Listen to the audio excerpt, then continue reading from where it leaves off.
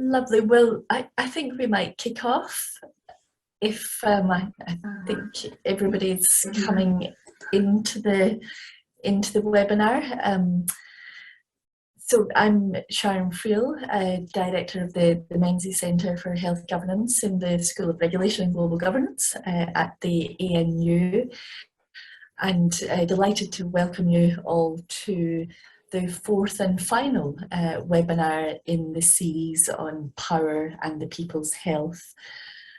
Before I introduce our speaker, I want to acknowledge the First Nations peoples on whose land we're meeting, various lands across the country. I'm here on Ngunnawal land in Canberra, and to pay my respects to elders past, present and emerging. So a huge privilege to introduce Patrick, a great friend and colleague, Dr. Patrick Harris from UNSW, the Centre for Health Equity Training, Research and Evaluation. And Patrick has many years of experiencing as well, I think, of researching these sort of intersectoral issues that matter for health and health equity. I think one of the best researchers studying policy processes, incredible theoretical knowledge across these issues, and has done this lovely work over many years looking at planning, urban planning, which Patrick is going to speak about now and tell us all about the issues of power within those processes. So Patrick, with no further ado, I'll hand over to you. Thanks, Sharon. I'm actually just going to shut my window first because I realise that there's traffic noise coming through, so just give me a sec. You would think by this stage in the year, wouldn't you, that we would all be all ready for that? That's right. And my dogs are about to bark as well. I know that. So it's just 2021, really, all in a nutshell. So that's a requirement. Thank you very much. I'm delighted to be able to present my work to you today. And just before I begin, I'd like to acknowledge the land on which I'm presenting from, the land of the Gadigal people of the Eora Nation, and pay my respects to elders past, present and emerging. So I'm the lucky last in the series of Power and the People's Health, and I'm delighted to be able to talk about it. I'm gonna, it was a tricky one to put together because I have been doing this for 10 years really, and I didn't want to basically make people's brains explode. So I thought I'd focus in a little bit on my program of work over the last 10 years, but then really drill down into a case study called the Western Sydney City Deal, which is basically it's got this very similar results that I found over the 10 years, but really just, exacerbated at that local level in the Western Sydney City Deal. So I will, first I'm going to talk about the research program and how it relates to the CRE that Sharon ran with Fran Baum when I was on. And then I'm going to talk about the problem of healthy urban planning, and particularly the idea of taking urban planning from a multi-scalar perspective. Then I'm going to talk briefly about methodology, and then drill down into the case in a lot of detail, and then make some final reflections on what I'm saying is recommendations to make bureaucracies great again, based on the analysis that I'm presenting.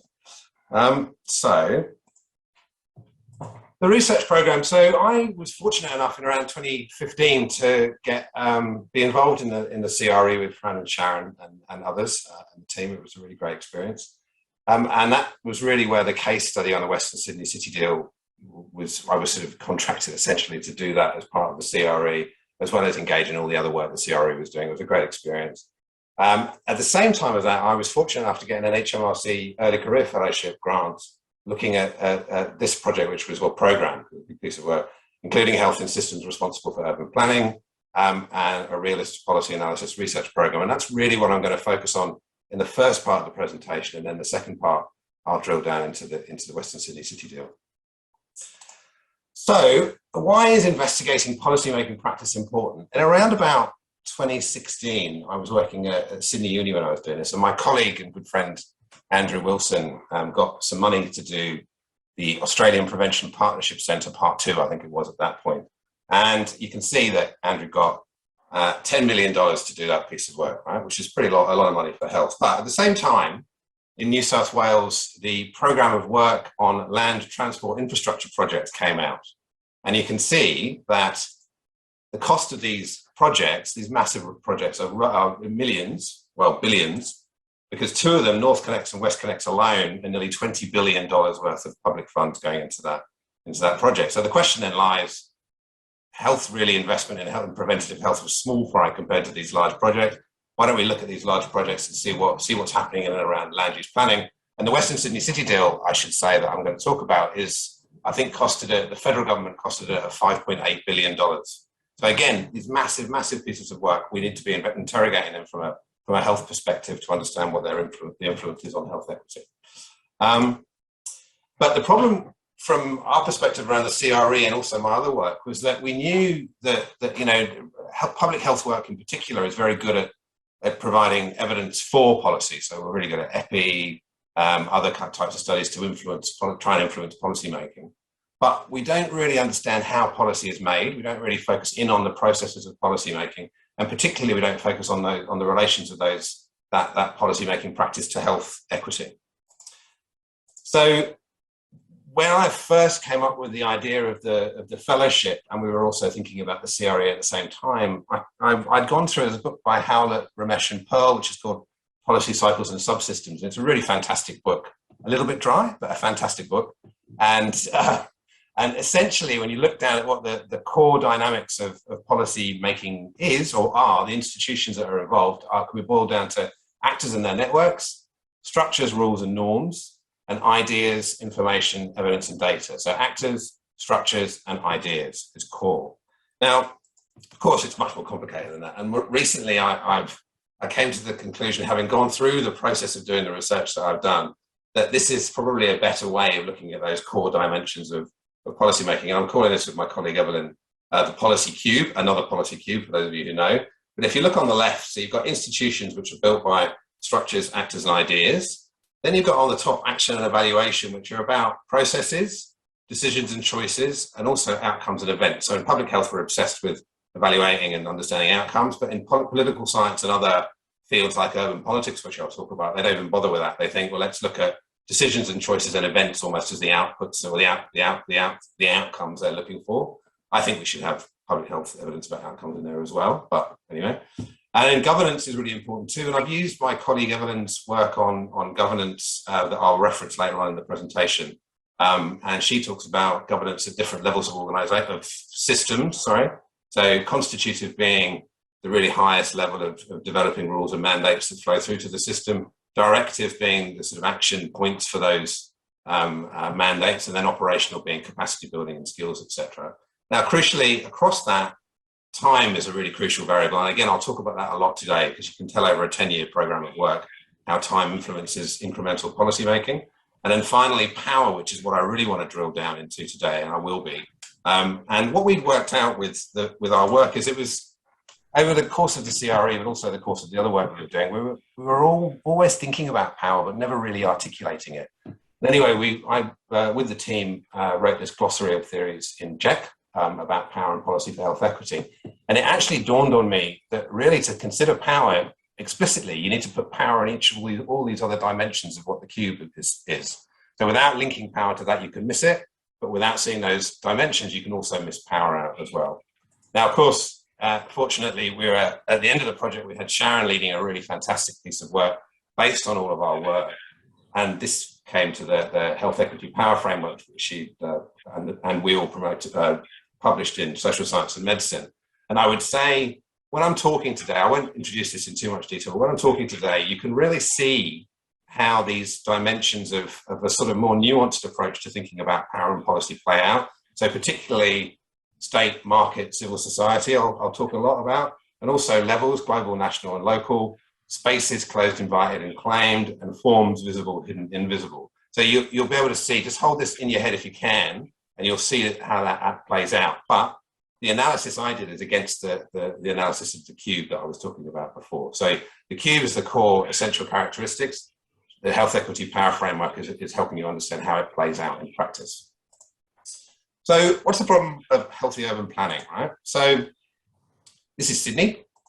The real challenge facing policymakers and in their work, particularly around urban systems, is to deal with the macro level challenge of infrastructure. And I'll detail what that is now. So at the highest level, cities are driven by global competition between cities and regions. So this is a phenomenon that arose with neoliberalism. I'll talk about this later on, but cities are driven by a city competition. So if your city's not competitive, you lose jobs, you lose money, you lose opportunities for people, etc., etc., etc.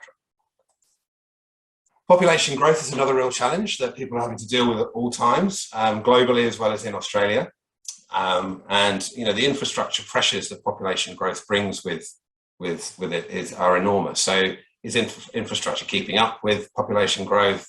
Are cities able to provide the services they want to, including all the types of infrastructure that cities have? And if not, then trouble starts to appear, right? Housing, transport and jobs are kind of the core sort of infrastructure pieces of the puzzle that plans and urban planning tries to get to. Concerns over social disruption. If infrastructure is not able to keep up with population growth and starts to fail, there are deep concerns over what that means for people's lives, and then also social disruption that comes from that. And then the big challenge in the infrastructure sector and planning for infrastructure is how economic infrastructure. So under legislation in Australia, infrastructure is defined as economic, which I think is water, transport, digital, something else and something else. But what the challenge with that is that's a very asset economics driven approach to infrastructure. And what people are trying to work out nowadays is how it meets social infrastructure, but also social issues like equity and quality of life. And then also infrastructure is deeply politicized. So infrastructure has kind of become shorthand for economic progress, essentially. And what often happens is with that, it becomes politicized in terms of, we'll be seen to be building a massive project or investing in a massive area for political purposes as opposed to social purposes.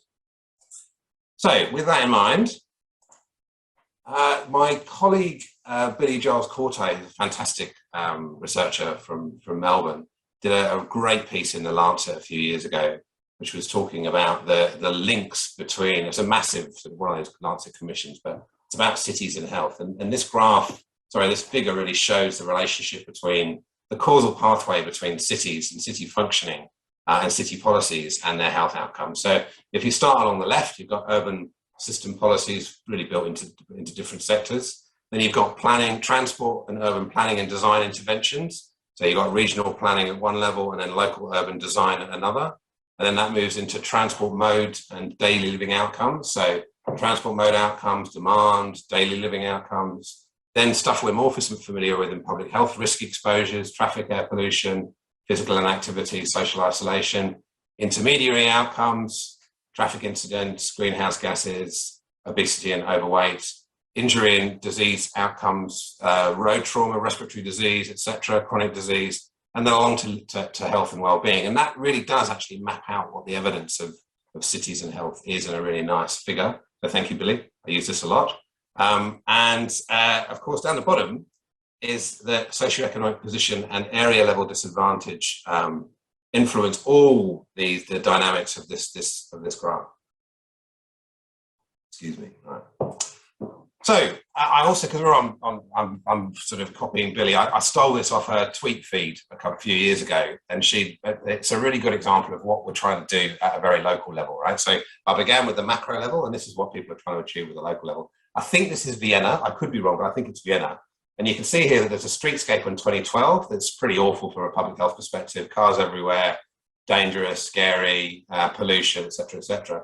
Has morphed into a beautiful kind of urban design street down the bottom, with the caveat that there's a McDonald's that's more easily accessible right down the bottom there. So for all you food people, probably not such a great outcome, but for urban design, it certainly is what we're after. At a city level, so going again, scaling up out of city level, I'm going to talk a lot about thinking at different scales, right? This is Sydney, and you can see the red is a number of residents within 30 minutes of public transport. And it's great in the middle of Sydney and gets worse and worse as you go out of Sydney. And I'll present some more data about that in a second.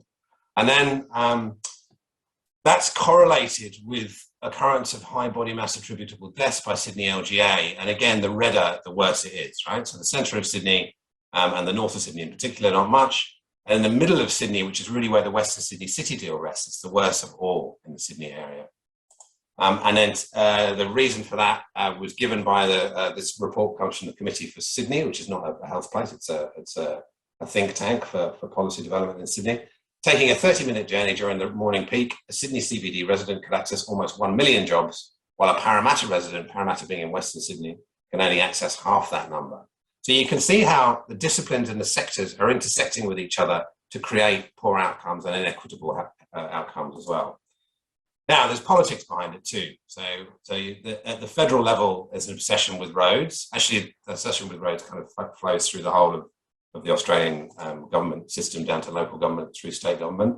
And Sydney, I think, is the most toll-roaded city in the world, one of them. And because, and people told me this during the research, the reason why we want tolls in Sydney is because they're paid for themselves. They're not a burden on the public sector. So public transport is a burden on the public purse. Roads, if you can sell them off to the highest bidder, they end up paying for themselves, although it's not true because we all end up paying for them ourselves out of our pocket anyway when you go through the toll. But that's the policy angle on it.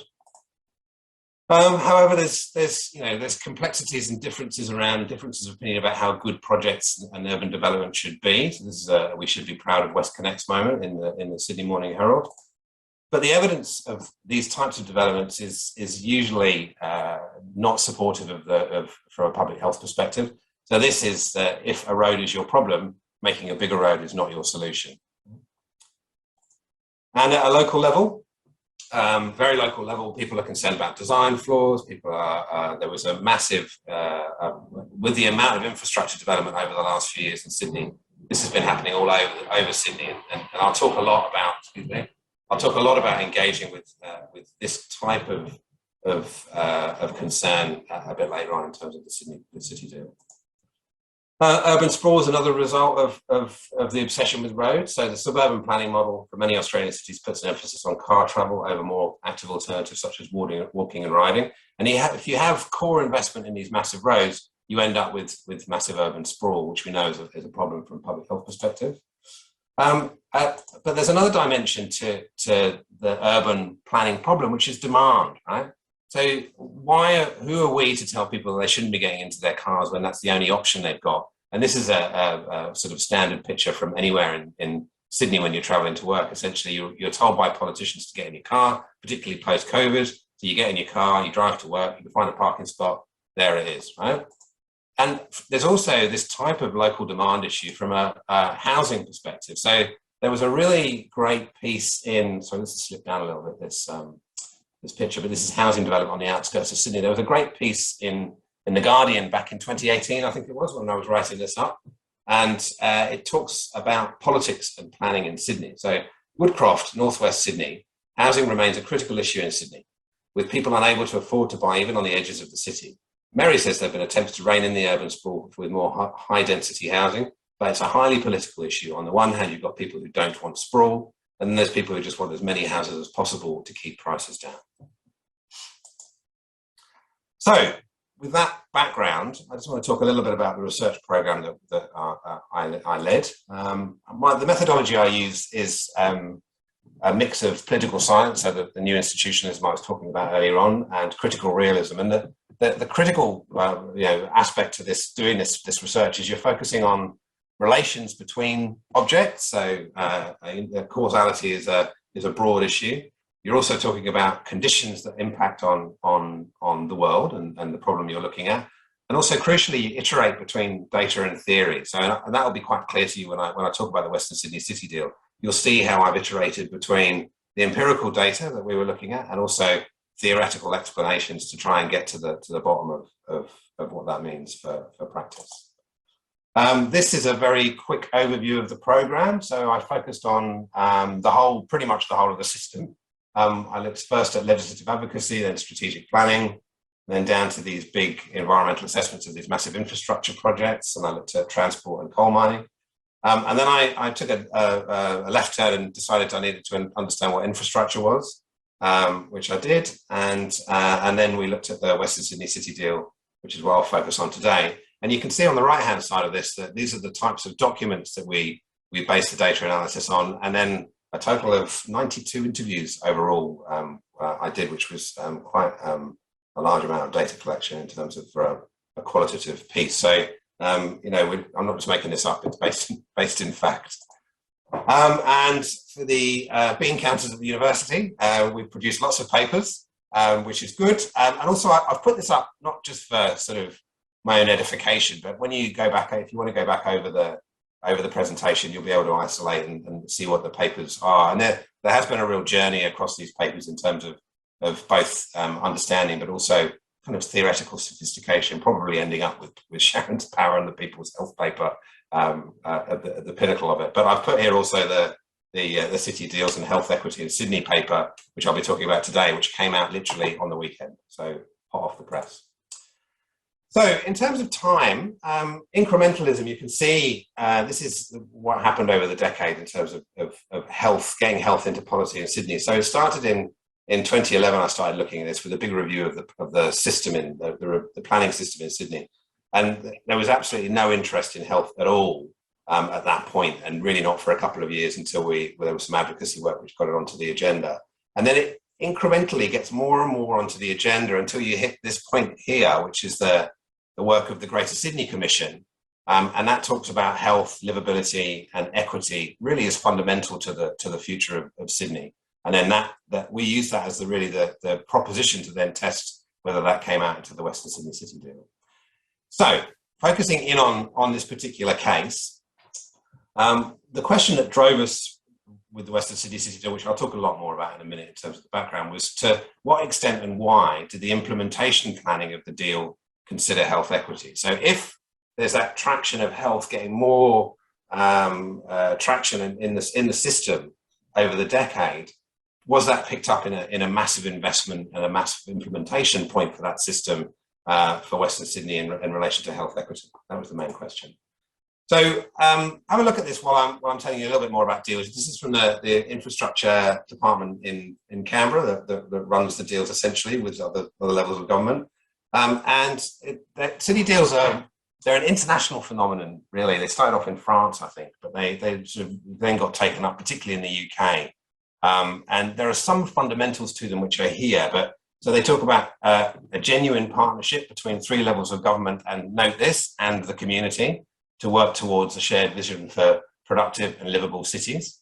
And they work to align planning and investment in government necessary to accelerate growth and job creation, stimulate urban renewal and drive economic reforms. Now, so you can already see that there's a sort of a nod to social issues and livability, but fundamentally it's about economic development and about partnerships with government, although the community should be there as well. And then the other thing that's really important about deals is they are a place-making initiative, or a place-based initiative. So I'll talk about place in a second, but they do, particularly in the UK, badged itself as this idea of partnerships to create better places. And if you're interested in that kind of language, that's sort of coming more and more powerful in the work in the UK around levelling up and changing whole regions around that kind of stuff. So this work, I think, has an influence there too.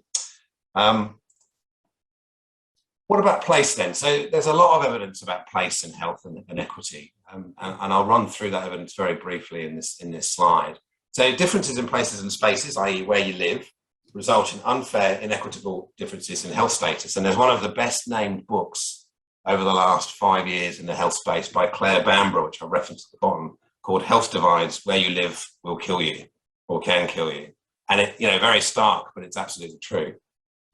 But how do you conceptualize health? So over the years, when people were trying to measure health, there was this difference between the people in an area, the composition, versus the wider environment that those people live in, the context.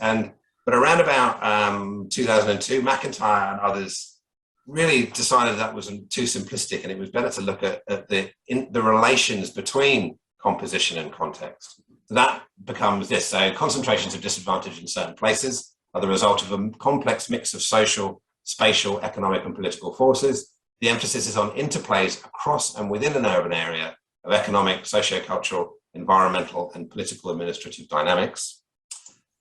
And interestingly, when people have there's been a long-standing critique of place-based policy making if it doesn't take into account these complexities around disadvantage and relations, is without sufficient consideration of equity, place-based or place-making have been co-opted as feel-good strategies to attract financial investment rather than addressing existing disadvantage.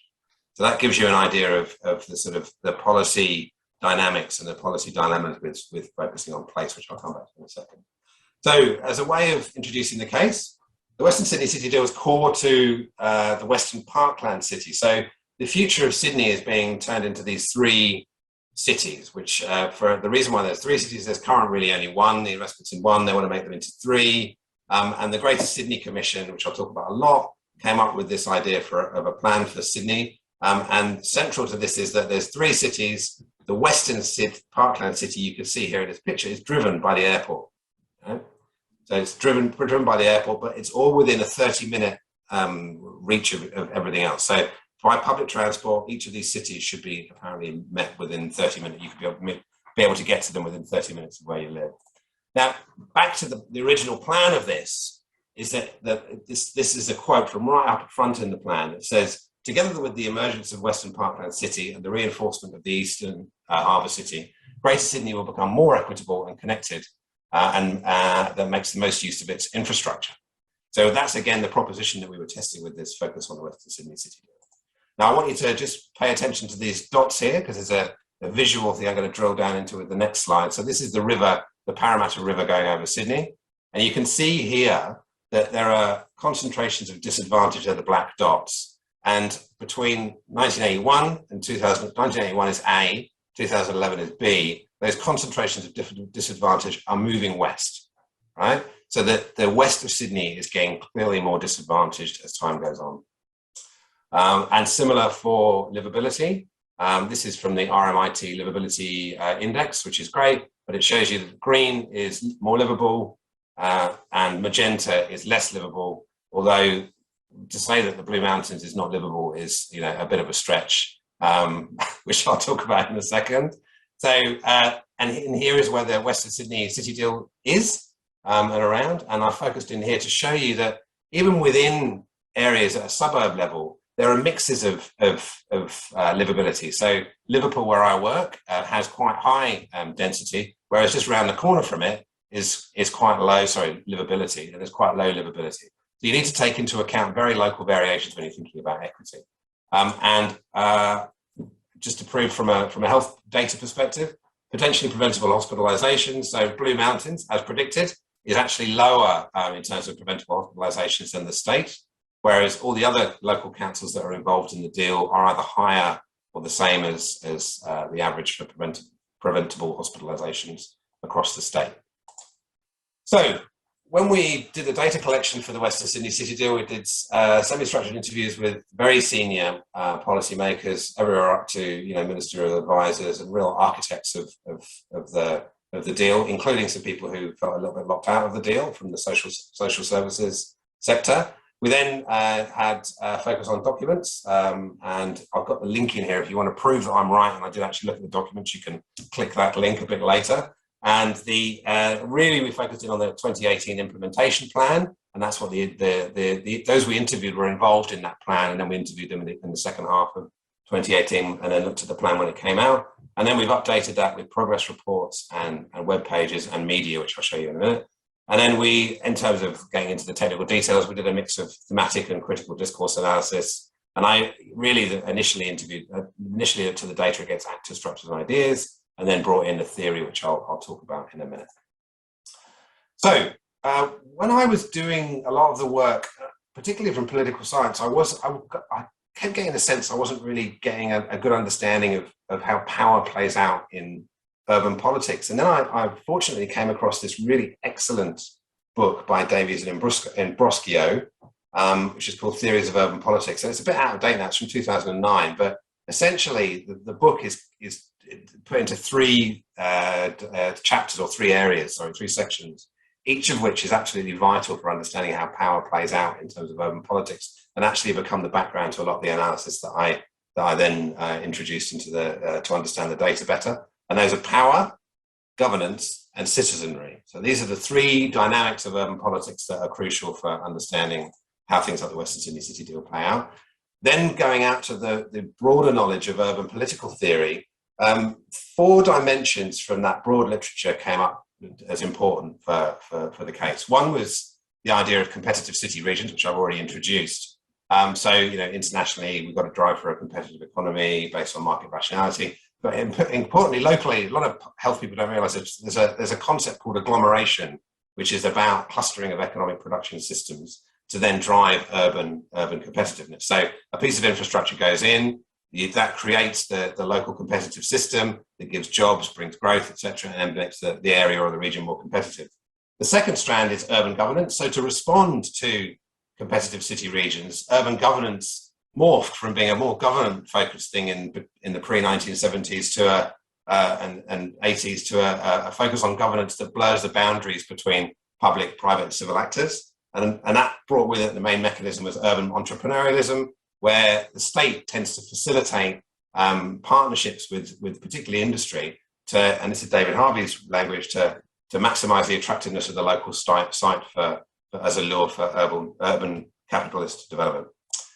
And then there has been a critique of that recently, and the idea of post-political planning, which I talked about in my abstract for this talk, has really come out of this, is that idea of, a lot of theorists bought into this idea of city competition too, but what they forgot about was that local empowerment and local dynamics, etc., are engaging with communities. And that's since become the model of planning really in Sydney, and it's called post-political planning, is that people are just getting on with developing plans and without really focusing on local experiences and local empowerment. And then that brings in the last one, which is about placemaking, and place and equity is relational, so across multiple layers, policy levels and community, and thinking about how community interact with their places and spaces. And that it really emphasizes a local view of considering place in urban politics.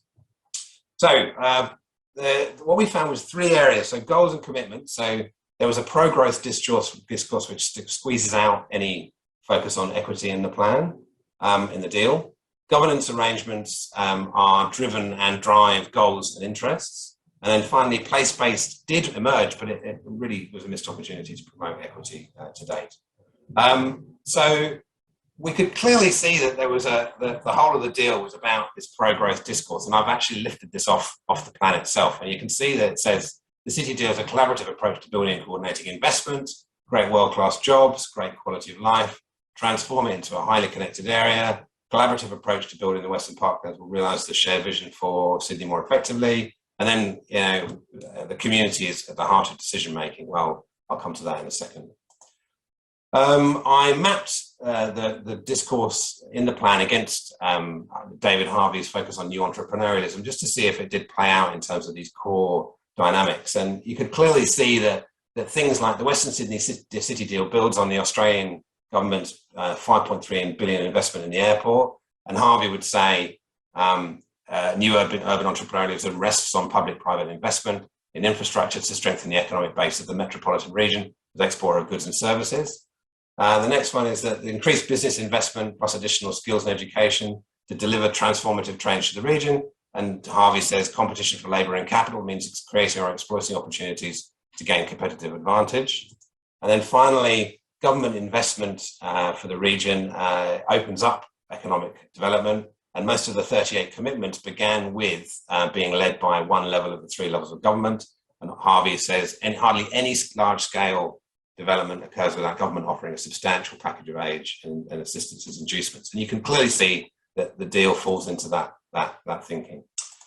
So there are commitments to health. There's particularly a focus on livability.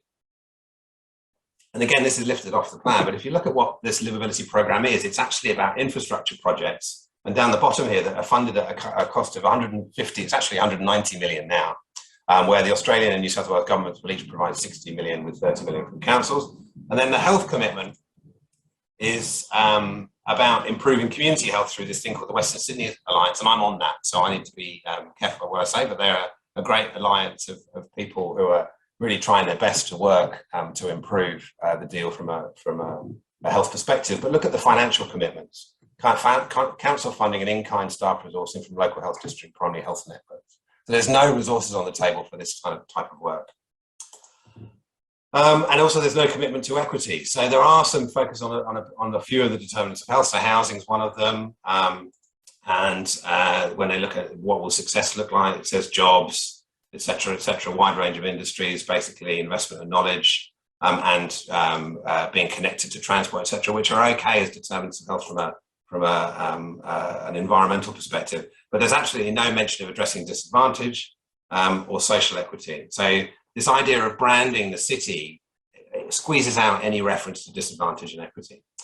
And there's no commitment to changing any of the structures. So just to say infrastructure investment that provides 200,000 jobs, knowledge-based jobs that are spatially close to affordable housing with no targets is insufficient to address the regions that exist in inequities. And also there's no commitment to changing the structural dimensions of urban policy making, crucially that empower communities to take control of their circumstances. So it's all very sort of top-down discourse. The interviews were interesting because there was an interest in all the architects of the deal in equity. So they were really telling me that the deal was there to address equity. And this is a quote which I haven't got time to go into, but when you go back, you can read that. And then another person saying, for me, the city deals are all just about equity. They're fundamentally about rebalancing. And as governments, we've had very few levers with which to control the job and economy play. So again, this is a focus on equity, raising the region up through economic development. And that met those interests in equity really for economic development purposes, fundamentally creates the governance arrangements by which the deal is being progressed. Now, going back to the health literature, Evelyn Deleu's written, my colleague's written a really great paper on health governance in relation to health and all policies.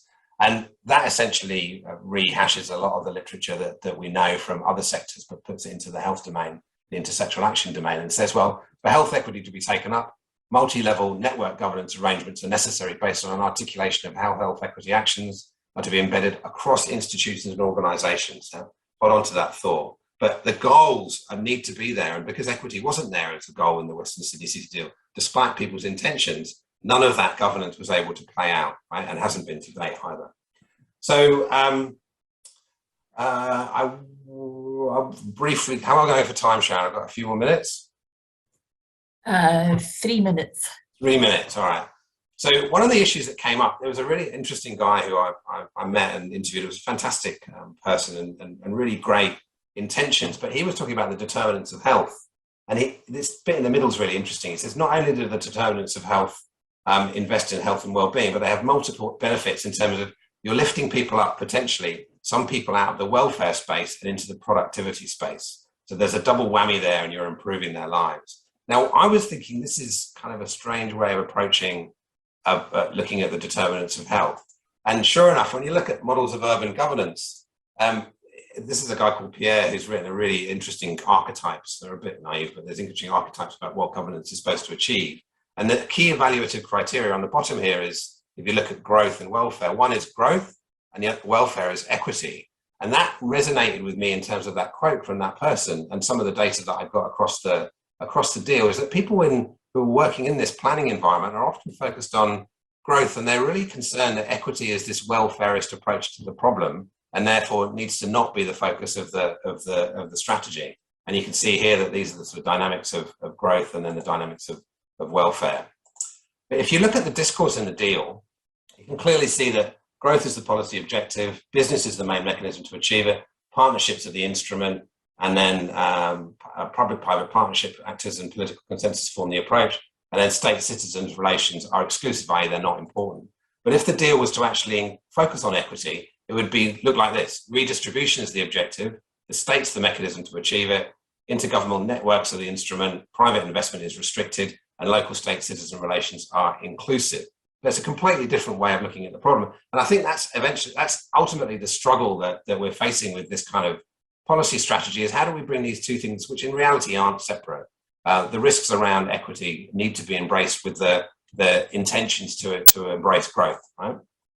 How this all plays out, I just wanted to rush forward and just quickly look at some of the ideas around place-based. So place-based became an opportunity to think about equity. So in the original 2018 implementation plan, It was mentioned twice, but the report in 2020 mentions it a few more times, really, as actions and goals. So it's become central. And most frequently is the idea of place-based infrastructure, so which helps indicate the level of infrastructure services needed to meet population growth, which is an equity opportunity. But the reality was that those place-based goals work against the structure of government. So the quote previously is saying that ministers aren't going to invest in place-based approaches because they take away from the siloed nature of their government working.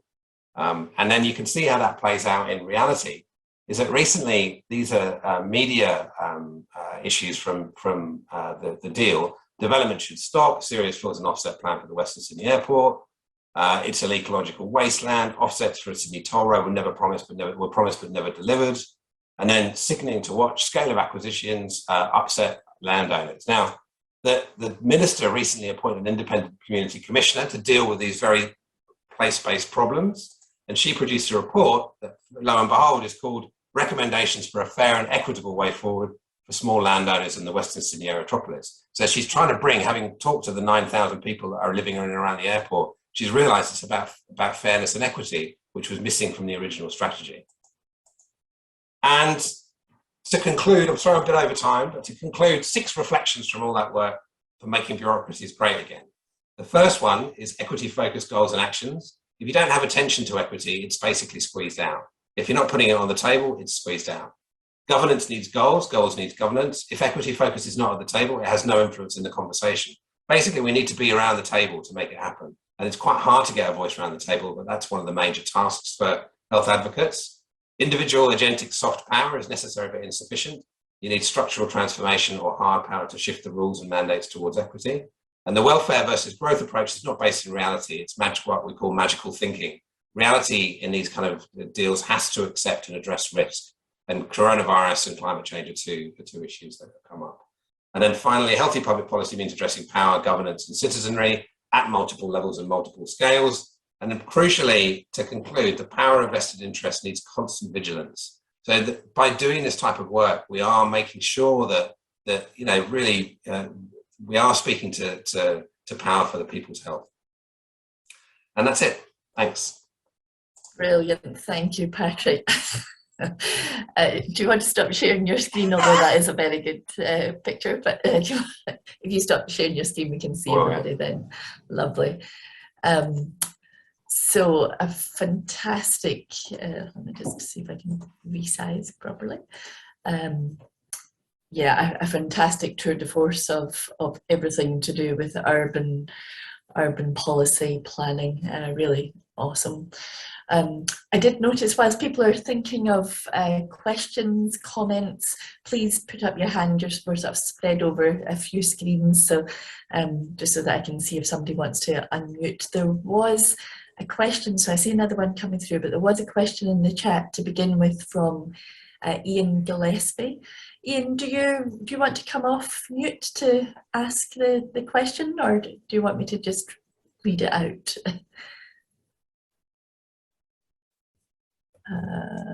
You're giving me a thumbs up, you want me to read it out. Okay.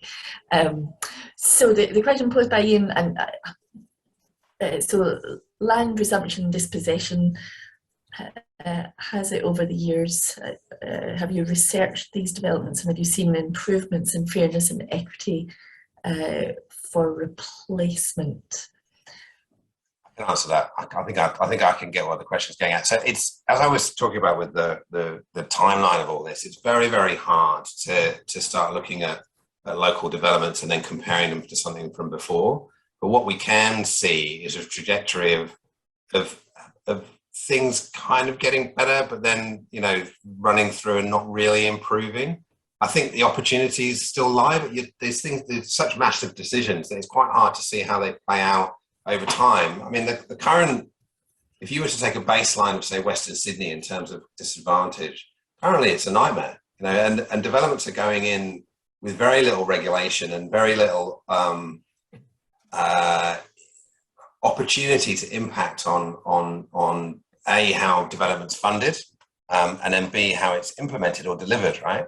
So, but things like the Western Sydney City deal will, over time, have a profound influence on the way that the region's developed. And the big question for us as health researchers is, as you were saying, is to try and track those changes. But unless you can get it in up front and see what's happening in terms of the policy domain and thinking about those policy processes, it's very hard to even expect it to be on the table. So I'm working I work down in southwest Sydney with Giles, who I see is on at the moment, and I'm actively working to try and influence the governance behind the deal to get equity and health more on the agenda, because it's one of those things that, as I was saying, it just gets squeezed out, and if it's squeezed out, it's not there, and it won't be there in the future. Lovely. Well, maybe that's it. Giles, you've got your hand up there. Yeah. That'd be nice to come in. Thanks very much, and a great presentation, Patrick. Thanks, Giles. I guess we are surprised by your findings. Like, that equity is not on the table, health is not on the table, and it's about growth, about business, and I remember some years ago we had the mayor of Liverpool, which is in southwest Sydney, where the local council, where the airport is going to be built, saying that his one of the key performance indicator was more cranes. Yeah, well, the crane, that's right. So this was some years, maybe 10, 12 years ago. Yeah, so his thing about Liverpool was, I want to see more cranes over the city, the CBD skyline. So the question is, were you really, was this sort of a piece of research that was just telling us what we were going to know? Is that what you're trying to say? Yeah, we're not surprised. We're not surprised. Yeah, the idea is how we change things, and I think what you've done is a very good piece of work to get us to now changing. To shift, yeah, and that's really one of the purposes of doing it. Is so. In response to the question, yes, I was surprised because I was interested that the opportunities exist, whereas before they haven't. Right. So we've got a whole bunch of extremely powerful people who are putting equity on the table despite it not getting into the plan. Now, what's really interesting is that you'd say, of course, the plan's not going to have equity if it's about what they call place-based branding is a massive thing in because of that sort of city competition thing. All the cities in the world are trying to brand themselves, and maybe that idea of risk is the next layer for that planning. Is you can brand your city, but you can be realistic about risk, and equity would be part of that. So that's one thing that was surprising to me. I was disheartened to see, in a surprise manner, to see that really the focus on equity that was in those big district plans that the GSC was producing hadn't flowed through at all to the Western Sydney City deal. And then the final side of it is, it's really interesting. I was really surprised to see that despite the rhetoric around community engagement, there was none. And you can see how that, and if you're going to focus on place, which is the opportunity, if you're going to focus on place, it has to be place for the people and where they live, but place in terms of the politics and the power that are playing out and trying to engage across that. And that's very novel for us in health to think through. So it's thinking through how we strategically engage with that idea of placemaking for local people, but embracing the fact that politicians and planners are trying to make difficult decisions as well, right? And that is surprising, and that's a nuanced way of looking at the problem that is more than just cranes or we need to get health onto the agenda. Lovely, thanks. And I think the points that sort of both raising there, well, and through your talk, Patrick, of course, has relevance to so many places. Just thinking of the different colleagues on the call in various different locations. That's not particular to Western Sydney. There will be, of course, some contextual factors. Let me just look in the chat. There's just a few.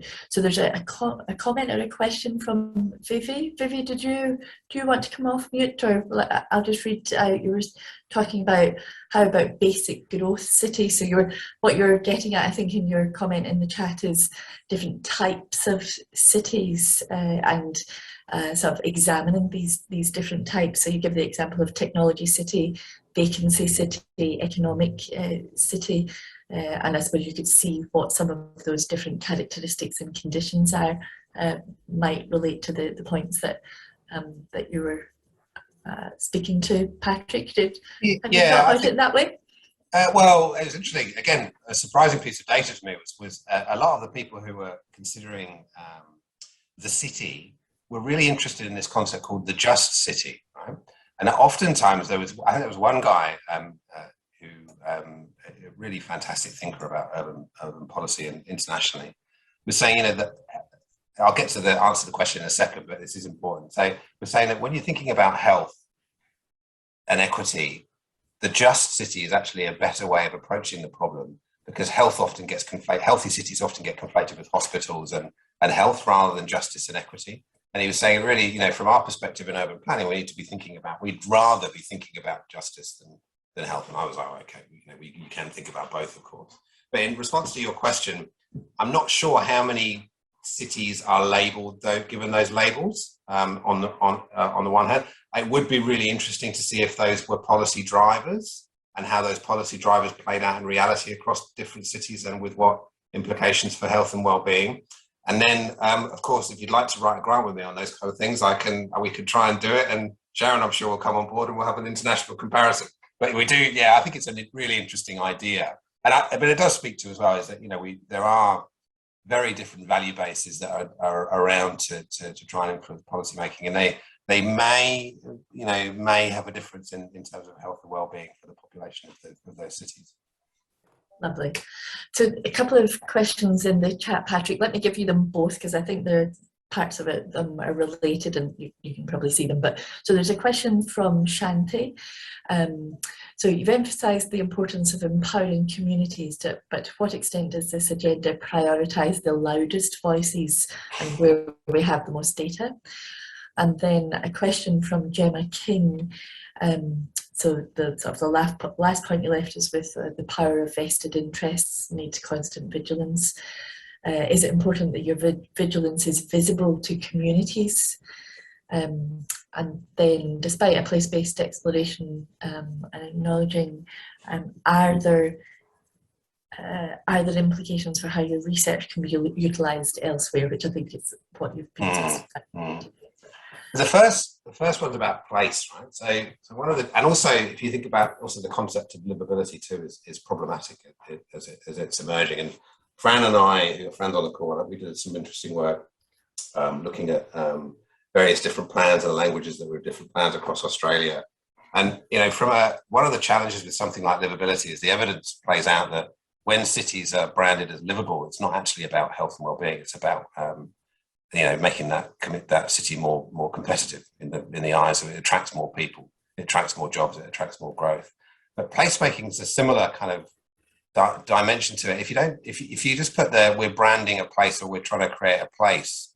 What often happens in policy making, and there's some literature on this, and if you look at the paper we produced, you'll be able to get some of that literature, some of those references that say that place, in that sense, when place is about fostering economic development, can be quite an exclusionary concept for planning, right? So if your policy intent with place is to improve economic competitiveness, you probably only ask a few people who would be interested in that to come along, and the most disadvantaged aren't part of that conversation. So immediately, and it's proven to be the case in terms of the evidence, the problem with place-based planning when it's not thinking about disadvantage is that it prioritizes the already wealthy and the people who have already got powerful voices, as you were saying in your question. The third point, which is about really replicability across, different cities and different cases, is I think you easily could do it. I mean, I think one of the challenges one of the enjoyable pieces of doing this type of work, as well as being a challenge, is that you're trying to capture local dynamics as well as bringing theory to bear on it. But there are certainly, you can see from Sharon's social science and medicine paper about power, those dimensions of power, which haven't really been explicitly articulated, particularly in the public health literature, are ways you can address and compare cases of policy making in various different sectors all over the world. And just the part of the point with that Gemma King was making, asking about sort of does that vigilance, so the power of the vigilance question, sorry, yeah, does, because I think it's such an interesting question of like, do you make that, as you're rightfully saying, we've got to shine a light on these issues and we've got to try and be at the table. Do you do that in a visible way? Do you do it behind closed doors? What's the best way to do that? This was asked to Fran last week. I think it's a question as well around, are you an advocate or a researcher, right? So one of And remember, the answer was it's not an either or. No, you don't preempt me. I'm about to explain why, right? One of the things from my perspective, and I should say I'm right, my book on all this will be published early next year, and I talk about this a lot in the book, is that we all have normative positions about various interests we have in the world, and as researchers, we're not immune to that. We also have normative interests. Strategically, when you begin to understand and accept the idea that people bring to a policy problem and or a piece of research a normative idea about what the world should look like, you can then start to understand points when you can be vocal and you can be out there and you can be making, stamping your feet, but you also understand points when you need to be much more strategic or quiet or work through other people or work through other ways of doing it and being less noisy. So it's a really important question. But I think the response is, if you drill down into understanding how normative, interest-driven ideas play out, both in your work, but also the thing you're trying to investigate, then you start to understand the nuances of making the approach. And I think what we've done, someone like Fran has turned it into an art, right? There's ways, sometimes you push on some things, sometimes you don't push on things, sometimes you take a step back, but you constantly are vigilant for keeping out and understanding what's going on in the world. And I just want to conclude with some of the risks around health equity at the moment. Is there's a push, I think, in both policy and in the academic sector, to think that equity should be taken up as this by everybody. It's everybody's business. It's not everybody's business, because the world has shown that as soon as it becomes everybody's business, it becomes nobody's business. So there are, of course, people need to be thinking about equity, but there also need to be equity champions in the system. And I think the analysis I presented today can show you what an equity lens can bring to something that without that overt gaze will often get lost, both in policy and in research. Brilliant. Well, Patrick, I think that's probably a good place to finish. I don't see any other hands or questions that have come up. That was really marvellous. Thank you so much. What an excellent talk to finish the webinar series. And I should just say to colleagues, thank you so much for joining us. Many of you I know have joined over the course of the 4 weeks. That's the end of the Power and the People's Health webinar series.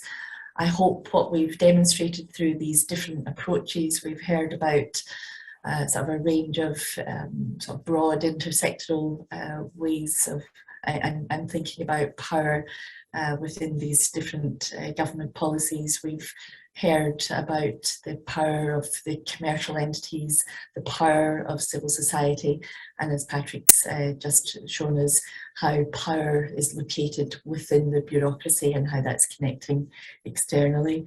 And so I hope what we've helped to identify is power is everywhere, every actor has it, and use different types of power in lots of different ways. And as Patrick, his sort of concluding remarks there reminds us of just constantly having to shine a light, trying to understand those power and power inequities as it relates to getting action on, in this instance, health, social determinants of health, but I know there are others on the call who that may not be their primary concern, but from a wide social welfare and environmental perspective, we think it's vitally important. So all of the webinars have been recorded. They will be available online hopefully next week. We're just getting them all finished, and so they'll be on the website of the Menzies Centre for Health Governance, and we'll tweet about it once they're available. So thank you, Patrick. Thank you everybody for joining us, and look forward to seeing you all next year when we have hopefully another super exciting webinar series. Thanks for the opportunity. Speak to you soon. Cheers. Bye.